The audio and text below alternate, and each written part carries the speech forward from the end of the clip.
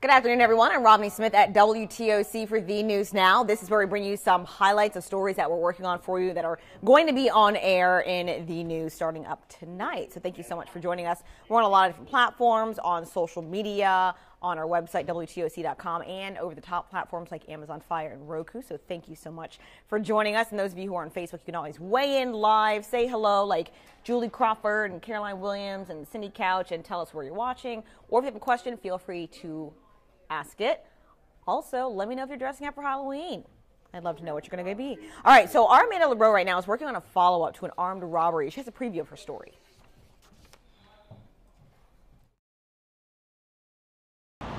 I am on Wilmington Island at the Papa Murphy's on Johnny Mercer Boulevard. There was an armed robbery here last night. A suspect took cash and actually shot at an employee. So Chatham County Police are now trying to figure out who that person is. They're trying to see if there's a good image of him on the store's surveillance video. They're also trying to figure out exactly how much money that person took. Nobody got hurt in this situation, which is really lucky, but that employee actually ran after the suspect, and that's when he had shots fired at him. So we're talking to some neighbors about what this kind of crime means and what their takeaway is from it. Every day for the last week or so, WTOC has been bringing you various election updates. Of course, we know the election's coming up next week. Both our viewers in Georgia and South Carolina, we're trying to make sure you're covered with everything. And tonight at 6 o'clock, I'm actually breaking down questions that we have received about voter fraud and what is and is not considered voter fraud, when you need to get an election volunteer involved. So stay around for that. Also, for those of you who still have questions, you want to vote early, you have a few days left. If you go to our website, WTOC.com, we have an election center. This covers, again, both Georgia and South Carolina. It has a lot of great information, early voting locations and times, the regular polling locations, learn more about the candidates, and you can see the past stories we've done on very hot topics regarding politics. And certainly it's gotten a little heated, especially when we're talking about the gubernatorial race in Georgia. So lots of good stuff out there. In fact, both candidates bringing in heavy hitters this weekend. We know that Brian Kemp will have a rally in Savannah, and Vice President Mike Pence will be there. We also know that former President Barack Obama will be stopping for Stacey Abrams in Atlanta, as well as Oprah Winfrey. So big heavy hitters on both sides trying to get people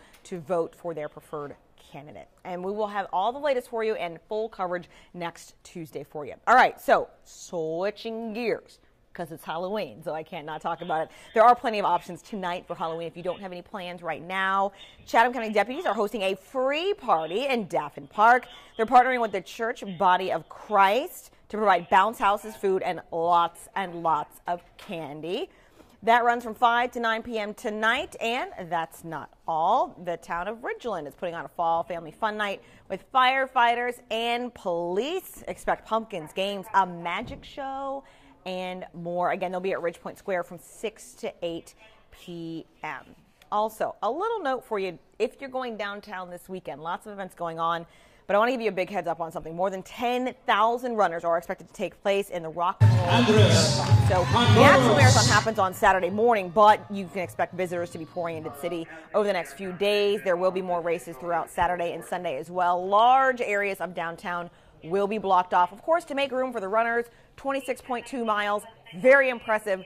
Good luck to everyone out there who will run.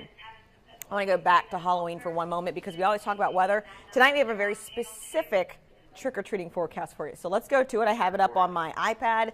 This, of course, is also found on the First Alert Weather Twitter account. So around 6 p.m., 76 degrees, 7 p.m., 71, and 8 p.m., 68. So pretty nice for trick-or-treating for those little ones. So if they have a very heavy costume, you might want to consider taking a layer or two off. Again, we like to make sure everyone is safe. So if you have anything reflective or maybe a flashlight to carry with you, that's also good as well. On Facebook, I have a few friends weighing in. Bree Johnson saying hello. Kimberly Floyd, hello to you as well. Crystal Marie saying happy Halloween, y'all, with a nice little pumpkin. We certainly appreciate that. And then Julie Crawford weighing in on one of the stories about the armed robbery saying, thank God no one was hurt. Agreed. All right, guys, we have a lot more to get to. We will start on air. We, of course, are the CBS affiliate in Savannah, Georgia. WTOC will be on at 4 o'clock. I will see you on air at 5 o'clock. Have a great afternoon.